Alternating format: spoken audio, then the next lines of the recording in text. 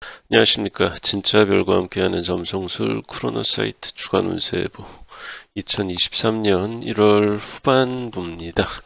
1월 16일부터 31일까지 1월 후반부에는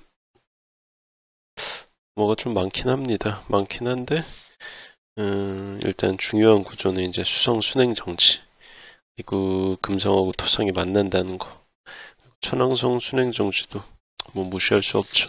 그래서 1월에는 1월 13일에 진행되는 그 화성 순행 정지까지 해가지고 행성의 정지가 무려 3개입니다. 근데 다 순행 정지예요. 그러니까 많은 일들이 정리된다는 얘기죠.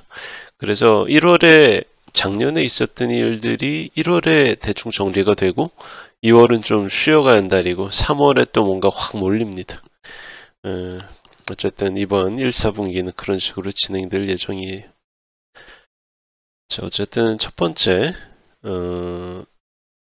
말할 구조는 수성의 순행 정지입니다. 보시면 이렇게 R 표시가 있다가 사라지죠. 그래서 이때쯤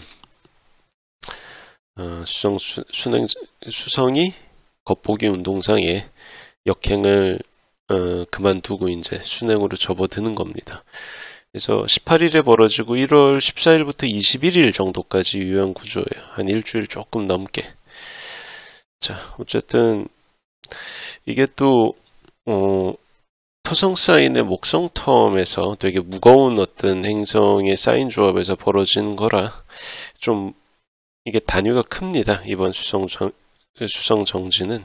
그래서 그 한쪽이 결정을 못해서 그 감질나게 이제 질질 끌고 있던 어떤 거래나 계약 같은 거 있잖아요. 이걸 살 건지 팔 건지 계속 간을 보면서 이제 되게 좀 길게 진행되었던 그런 이야기가 이때쯤에 정리가 되면서, 그러니까 주로 덩어리가 큰, 시간 단위도 큰 게 부동산 임대나 매매 같은 것들이거든요.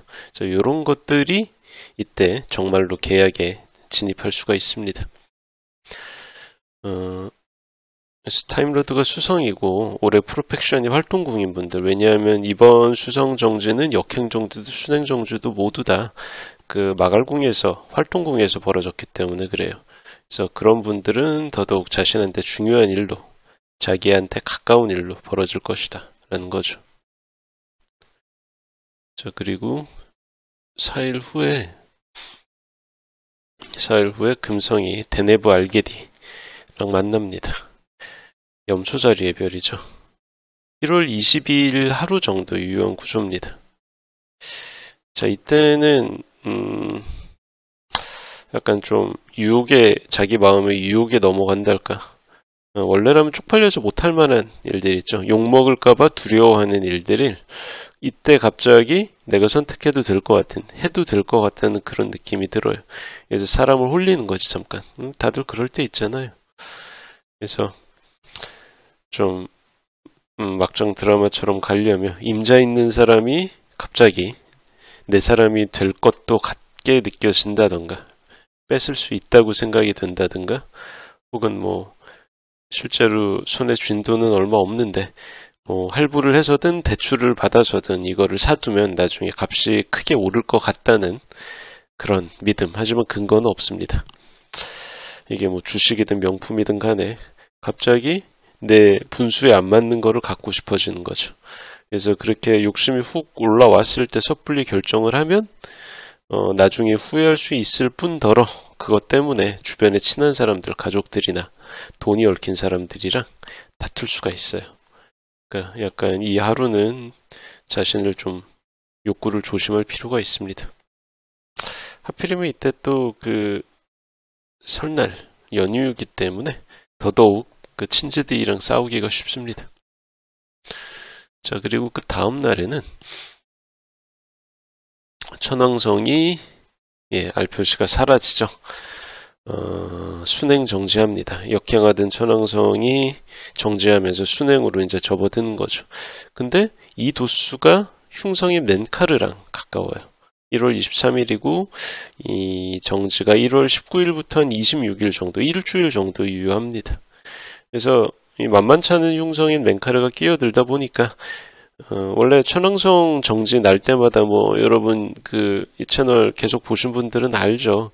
꼭 탈 것에 관련된 사고가 아주 높은 확률로 재현이 됐었잖아요. 그래서 이번에도 어쩔 수 없이 재현이 될 건데 뭐 승용차, 버스, 열차, 선박, 항공기 거기에 관련된 사고가 나는데 멘카르 때문에 좀 더 규모가 커질 수가 있고요. 특히 화재에 관련된 사고가 전방위적으로 나타날 수가 있어요.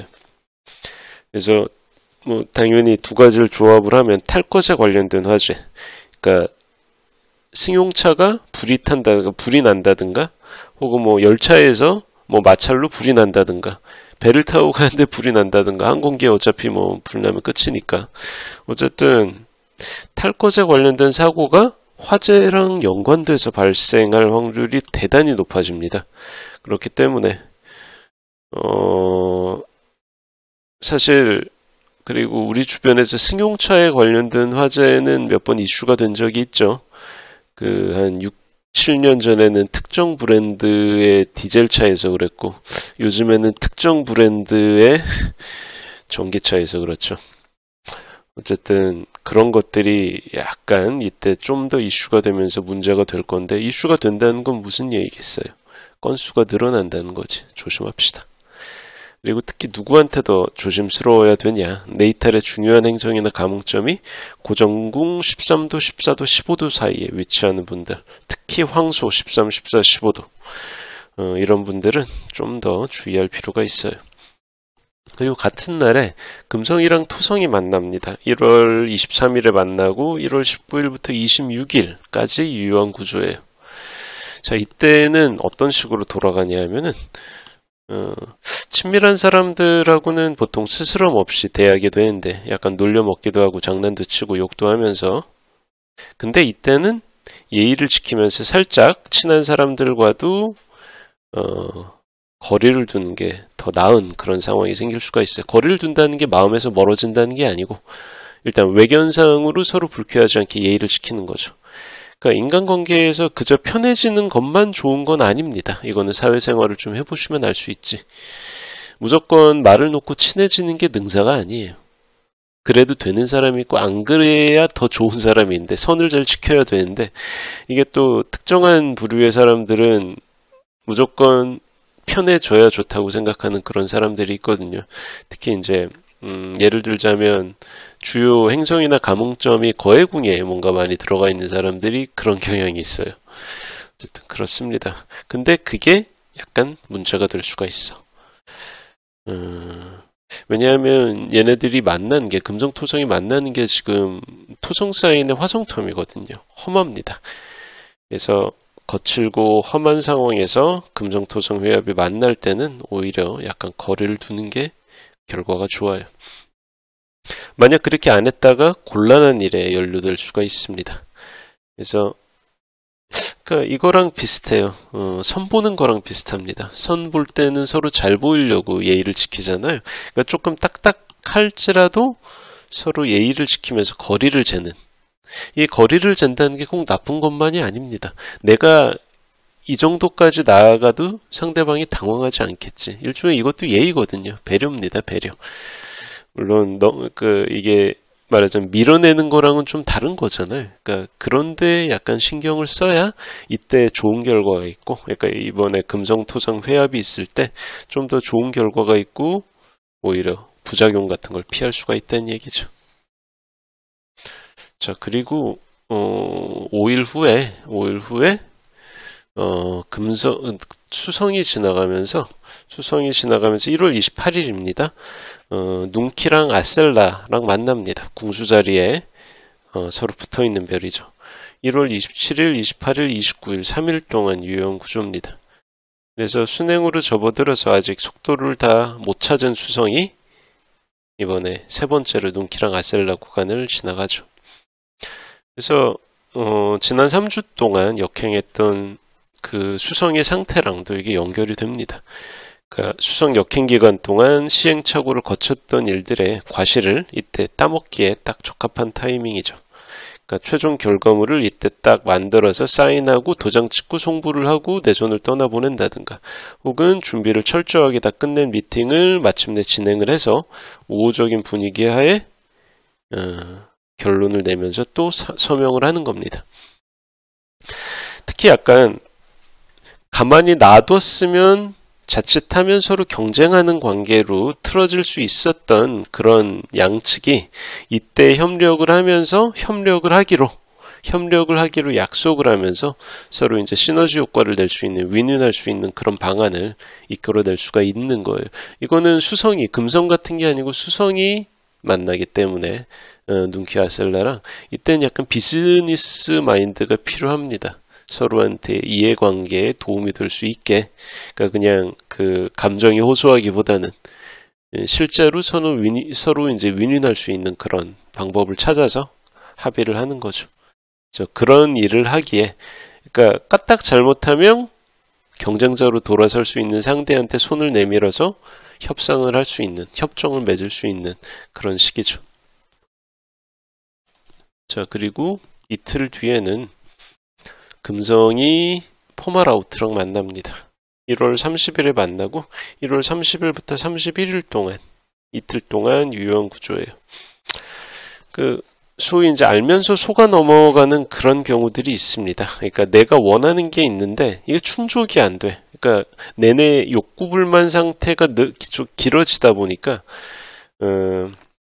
내가 못하니까 상대방한테 그거를 좀 과하게 투영을 하는 겁니다. 내가 원하는 바를. 그러니까 내가 원하는 게 있는데 내가 못하니까 그거를 상대방이 대신 이루어질 수 있다고. 그러니까 이거는 근데 욕구 불만인 사람이 자기 혼자 그렇게 생각하는 거예요. 그래가지고 막 잘해주다가 상대방이 생각보다 기대에 못 미쳐. 그런 모습을 보이면 좀 과하게 실망하는 거죠.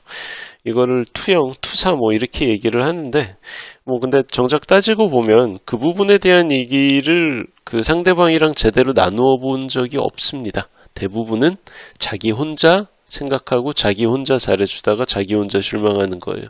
이게 뭐랑 비슷합니까? 인격장애, 그 퍼스널리티 디스오더 중에서 경계성 인격장애 행태랑 비슷하죠. 그래서 이 짓을 한다고 다 경계성 인격장애는 아닌데요. 어쨌든 모든 사람들이 약간 살짝 이렇게 삐끗하는 경우가 있어요. 그래서 이때는 타임로드가 금성인 분들이 살짝 그렇게 삐끗할 수가 있습니다. 그래서 그런 식으로 실수하지 말고 자칫 나 혼자의 망상에 빠져가지고 좋게 갈 수 있는 인간관계를 망칠 수도 있으니까 그런 생각이 들어도 사람들한테 투영을 하지 맙시다. 자, 그리고 다음날에 화성이 알데바란이랑 만납니다. 1월 31일인데 지금 화성이 1월 13일에 순행으로 접어들었잖아요. 그러니까 그 후로 얼마 안 지났어. 그래서 속도가 느린 상태입니다. 속도가 느린 상태이기 때문에 원래는 한 2, 3일 정도 있다가 이게 끝나야 되는데 이번엔 1월 26일부터 2월 3일까지 일주일 넘게 유효합니다. 그래서 화성이 알데바란이랑 일주일 넘게 유효 회합을 맺는 경우 많지 않아요. 롤스타잖아요, 알데바란은. 그래서 이때는 리스크가 좀 따르기는 해도 충분히 준비를 해서 자신이 있을 때 질러봐도 괜찮은 타이밍이죠. 그러니까 평소에 했다면 야 이거 실패하면 데미지가 좀 있겠는데 그래가지고 접고 지나가는 것들을 이때는 한번 질러볼 수 있는, 질러봐도 성공할 확률이 높아지는 그런 타이밍인 겁니다. 근데 문제는 화성이랑 알데바란이 만나면 너무 무리를 하고 너무 지른다는 게 문제예요. 그러니까 이것 때문에 일이 실패한다기보다는 너무 무리를 해서 병이 들거나 내가 다쳐. 그러니까 신체적으로 취약해지는 거죠. 그래서 그런 부분이 엄연히 있기 때문에 호기롭게 일을 벌인다고 해도 언제나 타임로드가 화성인 분들은 건강 관련으로 신경을 좀 쓰셔야 됩니다. 안 그러면 어이없이 딱 건강 문제로 꺾여버릴 수가 있어요. 자, 크로노 사이트 주간 운세예보 2023년 1월 후반부 이야기는 여기까지 하겠습니다. 감사합니다.